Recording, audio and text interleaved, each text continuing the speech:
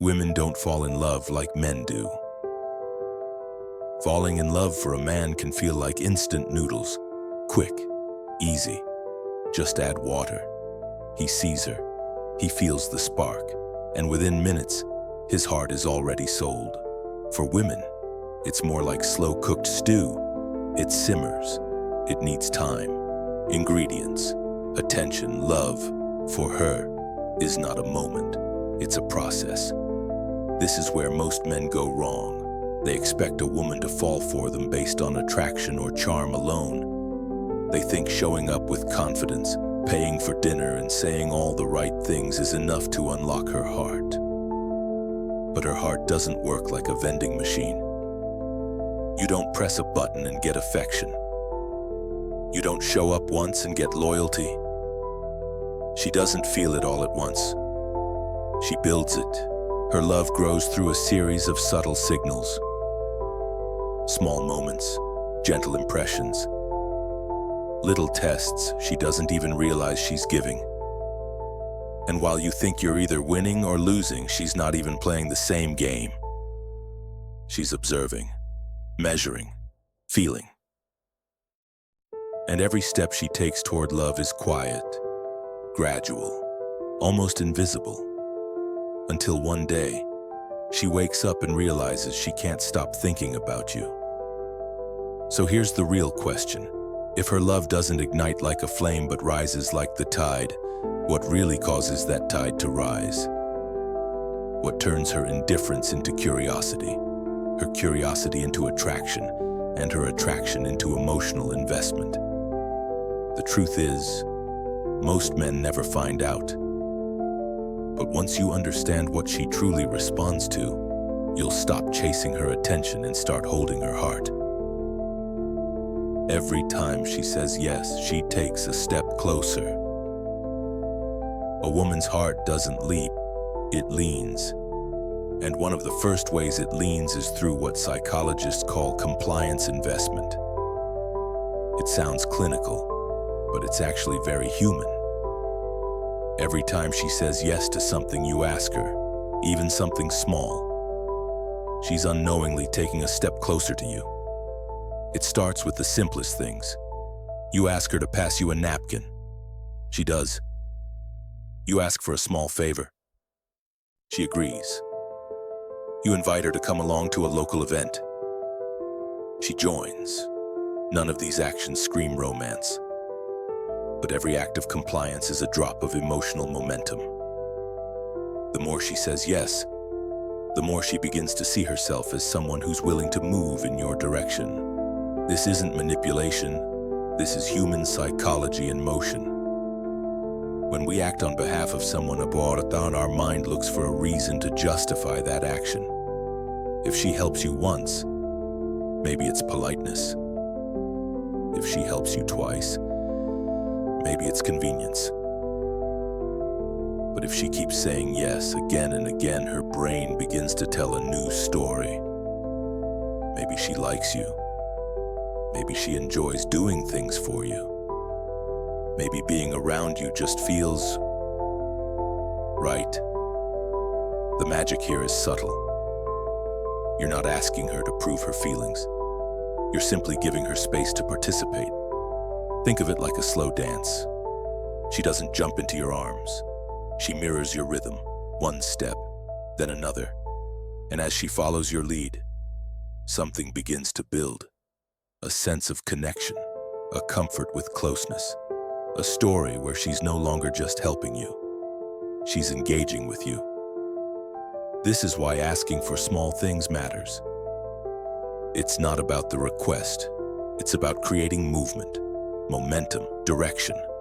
And when that movement becomes familiar, when she looks back and realizes she's taken more steps forward than she ever intended, she won't just feel close to you, she'll wonder how she got there in the first place. When she thinks about you, even when you're not around, there's a moment in a woman's heart that feels almost accidental. She's brushing her hair, sipping coffee, walking down the street, and suddenly your face flashes through her mind. She doesn't know why. You're not there. Nothing reminded her of you, but still there you are. And it keeps happening. Once, then twice, then 5 times a day. You start living in the background of her thoughts, like a song she didn't choose but can't stop humming. This is mental rumination, and it's one of the most powerful forms of emotional investment. It's not based on logic. It's not even intentional. It's the result of subtle triggers, curiosity, mystery, and unfinished emotion. When something feels incomplete, the mind keeps circling back to it. Women don't just fall for what's present, they fall for what lingers. Most men try to win her by staying visible.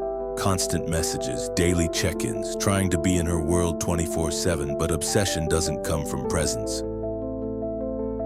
It comes from absence charged with meaning. The goal isn't to flood her attention, it's to spark reflection. Ask questions she hasn't been asked before. Plant little seeds.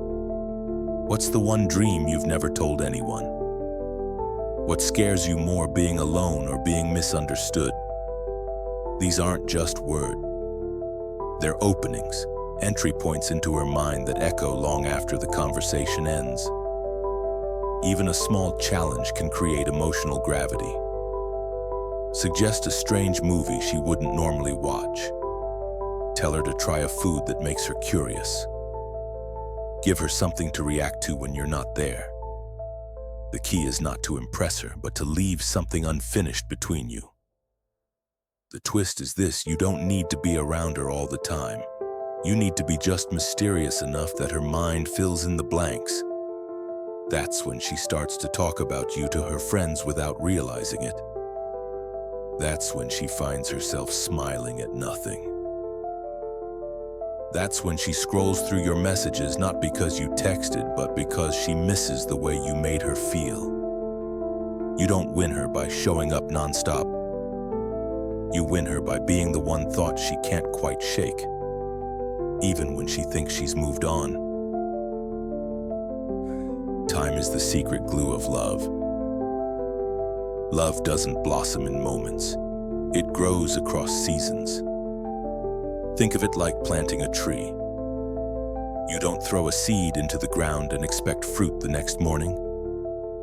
You water it, you show up, you wait. And with enough care, one day it offers shade you never imagined. That's how time works in love. It's not loud, but it bonds deeply. This is temporal investment. The longer someone spends time with you, the more their emotional roots start to settle. It's not just about how much they like you in the beginning. It's about how many shared hours and memories accumulate over time. The more they've invested, the harder it becomes to walk away. Humans are wired for consistency. Once we start pouring time into something, we start telling ourselves it must matter. Otherwise, why would we have stayed so long? It's not always the most thrilling connection that wins. It's often the one that's been built slowly, brick by brick, through moments both beautiful and boring. This is why quick, intense flings rarely last. They burn fast but fade faster. There's no foundation, no shared history, and no depth. But when a woman has spent countless evenings talking with you, walking beside you, laughing at small jokes that only you two understand, she doesn't just remember the highlights. She remembers the rhythm of time shared, and that rhythm becomes comforting. So what creates this kind of investment? It's not grand gestures. It's not luxurious dates. It's presence. Simple moments done together, cooking a meal, visiting a bookstore, getting lost in a conversation during a long walk, even sitting in silence and feeling safe there.